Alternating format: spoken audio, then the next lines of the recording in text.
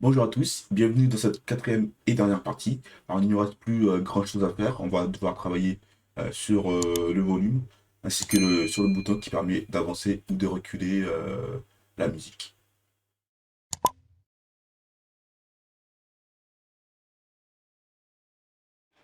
Alors on se retrouve du coup dans notre composant contrôle sur laquelle on va créer une première fonction, donc qui sera la fonction repeat. Donc lorsqu'on appuiera sur ce bouton-là, la musique se répétera et ça deviendra rouge. Du coup on va au niveau donc, de contrôle, sur le bouton avec la classe repeat. On va créer une méthode click qu'on va appeler tout simplement repeat et on va le créer juste après la méthode précédente. On a besoin de son événement en cours, donc E pour event. Et ce qu'on va faire, c'est de rajouter la classe isRepeat. Donc on prend la cible. Sur ce classe list, on va faire un toggle. Donc toggle, lorsqu'on va appuyer une première fois, ça va mettre la classe et la deuxième fois, ça va l'enlever. Et la classe, on va appeler repeat. Alors on va déjà voir si ça fonctionne. On vient, on appuie ici. Et vous voyez, ça prend bien ma classe. Cette classe-là, on l'avait déjà créée. Hein. Du coup, c'est isRepeat. Donc qui prend la couleur rouge, tout simplement. Ensuite, on va utiliser une méthode que nous allons créer au niveau de notre store, qu'on va appeler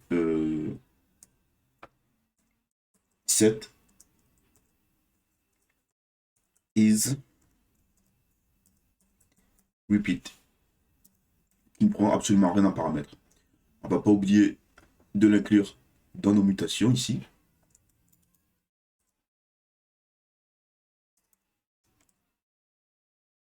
On enregistre, on va sur notre store. Donc, dans nos mutations, on va aller créer ça en dessous de pause. Il prend comme d'hab le state. On va créer une variable qui va permettre de connaître l'état. Est-ce que ça se répète ou pas. Du coup, au niveau du state, on va appeler ça is repeat avec un R majuscule. Par défaut, évidemment, il sera à false. On redescend au niveau de notre méthode. On va vérifier est-ce que isRepeat est à true. Si ce n'est pas le cas, on le met à false. Et dans le cas contraire, bah, on fait l'inverse. Donc ici, on va tester si state isRepeat. Donc si lui est différent de true, alors on va le passer à true. Donc c'est qu'il sera false. State isRepeat true. Sans oublier de dire que notre audio, lui, du coup, il va se répéter. Donc audio. Et on va utiliser la propriété loop. Dans le cas contraire, on prend la même chose, on colle, on met false, ici. Ce qu'on peut faire ici, c'est faire ça, mettre trou. Ça marche aussi. Et mettre à false également ici. Alors pour être sûr que ça fonctionne, il faudrait écouter une musique en entier, mais là du coup, on ne va pas le faire. On va passer à la méthode au niveau du son. Donc ici, lorsque j'appuie sur ce bouton-là, je veux que le son soit au minimum, donc de 0. Et lorsque j'appuie sur le bouton max, que le son soit au maximum. On va créer 3 autres actions. Du coup, ici, on va nommer ça volume là-haut.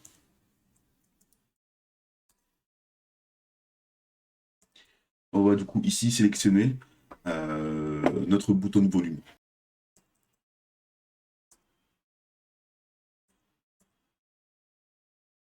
On va sélectionner l'ADI volume. Vous allez voir pourquoi je fais ça. Volume.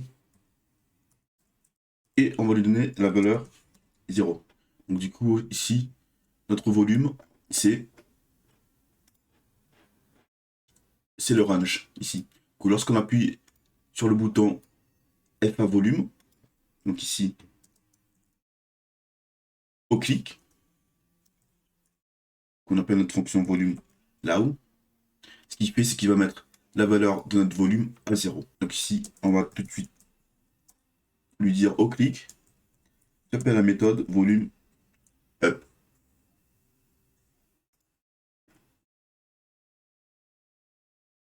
Sans oublier de lui dire que ici, l'audio aura comme volume, du coup, la même valeur, donc 0. Alors, on va prendre ça. Alors, vu que c'est à peu près la même méthode, volume up. Et ici, on va lui dire que tu prends la valeur 1. Car le volume se situe entre 0 et 1. Alors ici, c'est plutôt 100. Parce que ici, on a une valeur en pourcentage à ce niveau-là. Ensuite, nous aurons une autre méthode qui permet du coup de modifier le volume.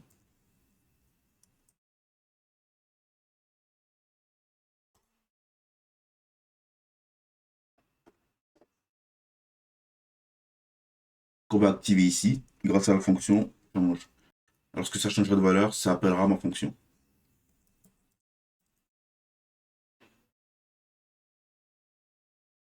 Donc c'est bon, on retourne sur la fonction change volume.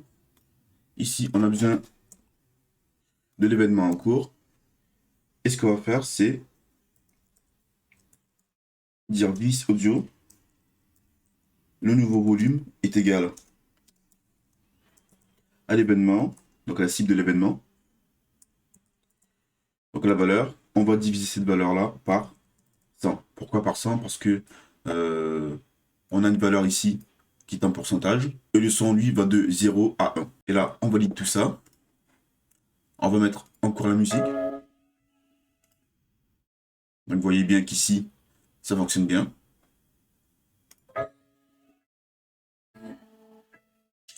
Et là également.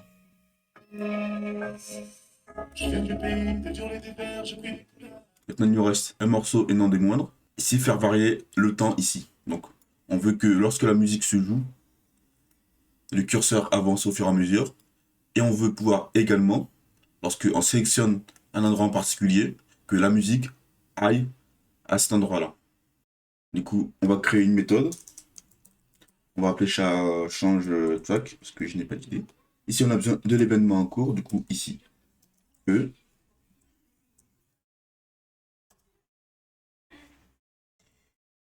Ce qu'on va faire, c'est déjà prendre la valeur qui nous est donnée. On va appeler ça track value.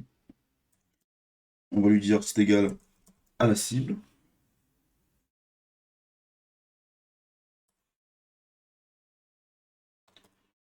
Divisé par 100.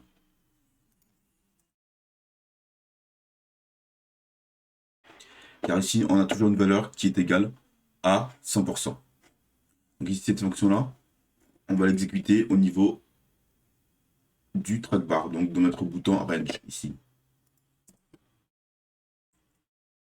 Donc ici, c'est également au changement. Comment s'appelle notre fonction déjà? C'est change track.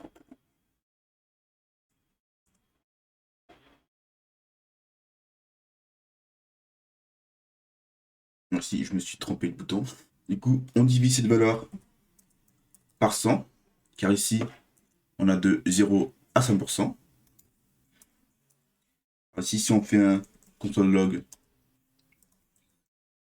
track value,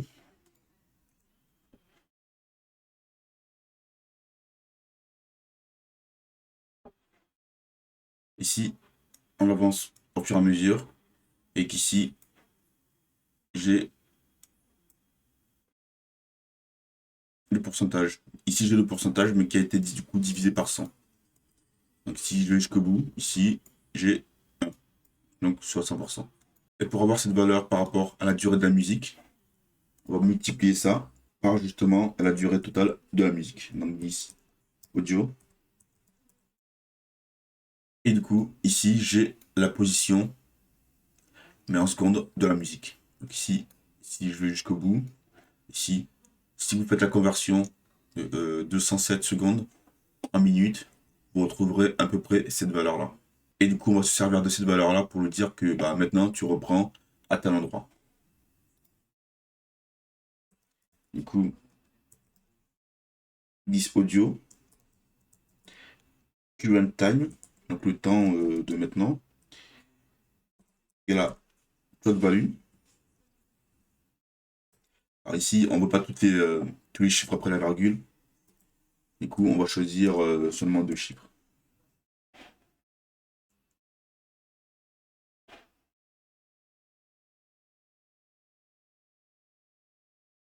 Donc ici, si on fait ça, on avance et qu'on joue la musique.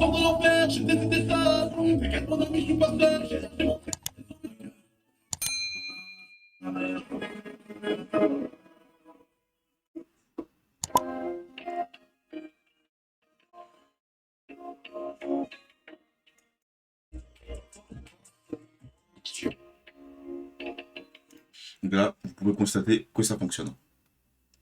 Alors, ce qu'on pourrait vouloir faire, c'est du coup ici, lorsque on change de musique, vous voyez que lorsque je change de musique, bah, la position reste la même. On veut que la position retourne à 0. Ici, c'est avec... donc ici, on retourne au niveau de notre store. Et ce sont les méthodes next et previous qu'il faut modifier du coup. Du coup, on a besoin ici... Ah, je ne l'avais pas déjà sélectionné, non. Ouais. Du coup, next, ici, on a besoin... Donc, peu importe où vous mettez, ça n'a pas vraiment d'importance. Ici, on va mettre document query selector. Et du coup, on a besoin de sélectionner l'élément qui se situe... Cet élément-là, du coup. L'élément volume. Du coup, ID, volume. Et on nous dit que la value est égale à 0. On va faire pareil pour previous.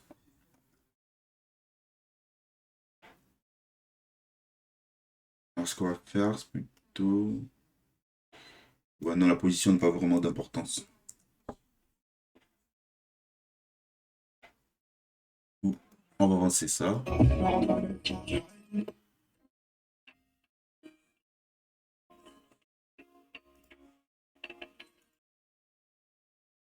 Alors ici, autant pour moi, ce n'est pas volume.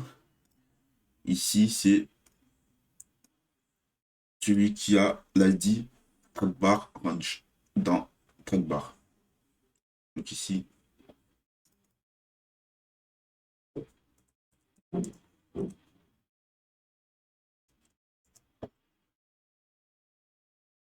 hop,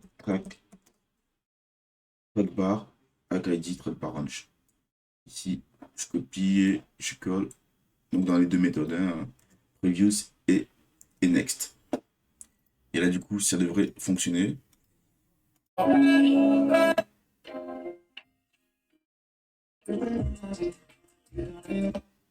Et là, ça fonctionne bien, donc on est bon. Alors du coup, il nous reste une méthode, c'est faire avancer le curseur. Du coup, on n'a plus besoin de ça. Et pour créer cette méthode-là, nous allons utiliser le watch. Juste au-dessus de méthode, on va utiliser la clé watch. Donc la clé watch, elle permet de surveiller l'état d'une variable. Et lorsque cet état change, on peut effectuer des choses. Donc la variable que nous allons surveiller, c'est la variable display.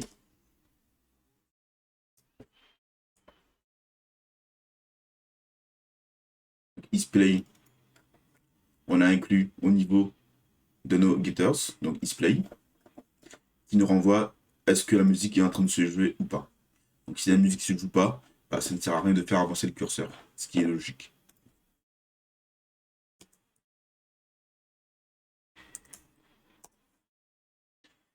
Ici, on va lui dire si display état true. Alors, on va écouter la méthode time update. Donc, on fait add event listener.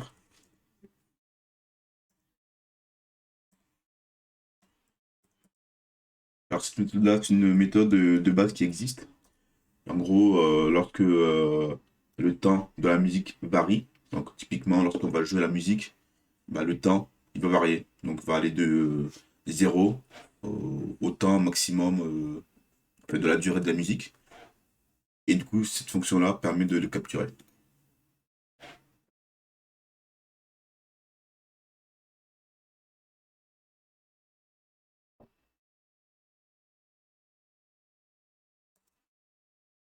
On va lui dire que le timestamp, donc le timestamp, il va falloir du coup remplacer. Donc le timestamp, lui, n'existe pas encore, du coup, on va l'ajouter ici, timestamp, qui sera égal à 0. Et le timestamp, en fait, on va l'utiliser à la place de la valeur par défaut qui est de 0.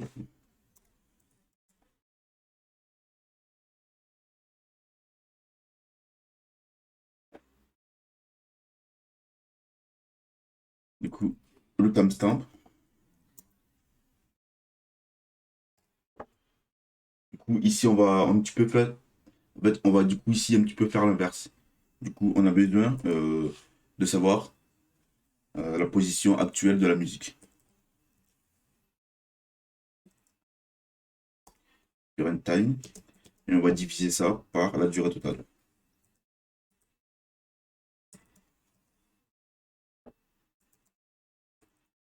Qu'on va multiplier par 100. Alors pourquoi on multiplie par 100?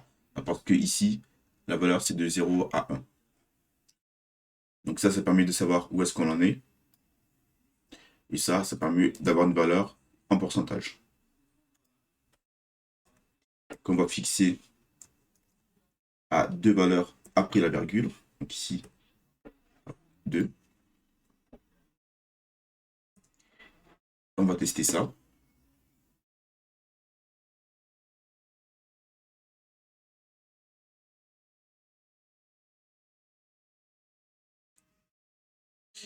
Alors ici, je me suis trompé. Listener. Voilà.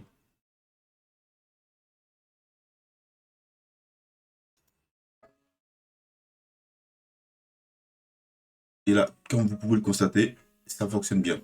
Donc le temps, au fur et à mesure que la musique avance, le curseur avance également. Donc là, comme vous le voyez, je peux changer la position de la musique.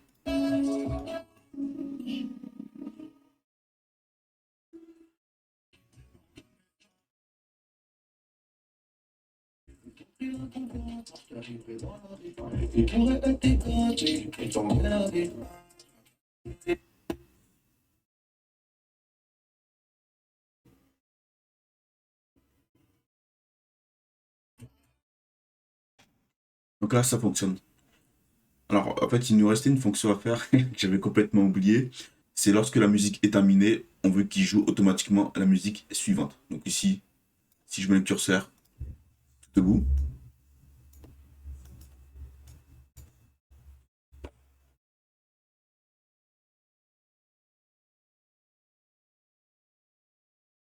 là, il ne se passe rien. Donc, il nous reste une méthode. C'est la méthode end. On va utiliser toujours notre audio. On va écouter une méthode, et qui est la méthode ended. Donc, qui est également une méthode qui existe de base sur notre audio. D'ailleurs, ça, on le met également dans des vis, que si la musique ne se joue pas, cette fonction-là ne s'exécutera pas non plus. Et là, il n'y a rien de plus simple à faire. On va tout simplement appeler notre méthode next.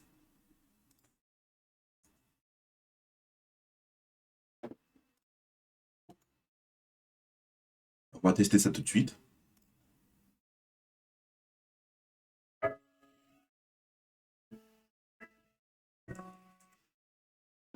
Là, il y avait un petit problème.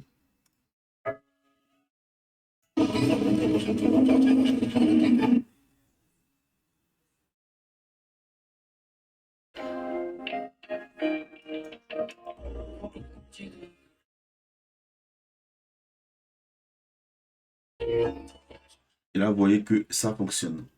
Du coup, nous en avons terminé avec ce projet. Alors évidemment, ce n'est pas parfait, hein. Il reste des choses qui pourraient être améliorées, notamment que ce soit au niveau du CSS, au niveau de fonctionnalités. Alors notamment une fonctionnalité qui aurait pu être intéressante, que j'ai essayé, c'était, alors comme vous pouvez le voir sur YouTube, c'est un bouton qui permet de lire de manière aléatoire les musiques. Alors j'ai essayé plusieurs choses, sauf que je n'ai pas réussi à le faire fonctionner, pour différentes raisons. La deuxième chose qui peut être améliorée, bon, c'est le CSS évidemment. Là, on a un design assez classique. Et la troisième chose, et non des moindres, bah ici, vous avez vu que le principal problème, c'est que on est obligé d'inclure nos musiques manuellement. Donc ici, je vais avoir un dossier musique dans lequel je dois rajouter les musiques. En plus de ça, je dois aller au niveau de mon store, penser à rajouter ma musique à ce niveau-là. Du coup, bah, ça peut être un petit peu chiant si on a énormément de musique. Là, on n'a même pas 10 musiques. Imaginez si on avait 50 de musique. Alors, ce qui pourrait être intéressant, c'est d'avoir un back-end en Node.js. Qui, par exemple, ce qu'il ferait, c'est que on mettrait nos musiques dans un dossier musique. Et le back-end, lui, ce qu'il fera, c'est qu'il vérifiera le dossier musique. Et automatiquement, il va créer le tableau en fonction des musiques que l'on met dans notre dossier. Donc voilà pour les différentes améliorations. Donc voilà pour les différentes améliorations auxquelles j'ai pensé. Et voilà, nous en avons terminé avec ce projet. Je vous ai donné quelques axes d'amélioration. Donc au niveau de Vue.js, on n'a rien vu de réellement nouveau.